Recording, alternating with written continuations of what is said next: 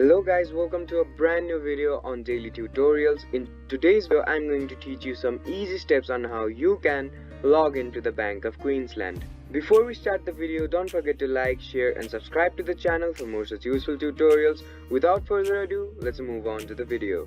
First of all, make sure that you're connected to the internet. Once you've made sure that you're connected to the internet, open up a web browser. Now, once the web browser is open up on your screen, type in www.boq.com.au and hit enter. After the home page of the BOQ opens up on your screen, in the top right corner of your screen, you'll see a login button. Go ahead and click on it. Once you click on the login button, a menu will pop up on your screen. On that menu, click on the login to internet banking option. After you click on that option, another window will open up on your screen. On this window, scroll down to the very bottom of the page and click on the continue option.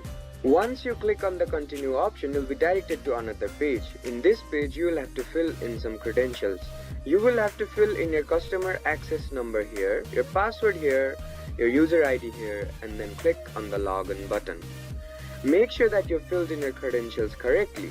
Once you click on the login button, and if you have filled in your credentials correctly, you'll be automatically logged in to your BOQ account.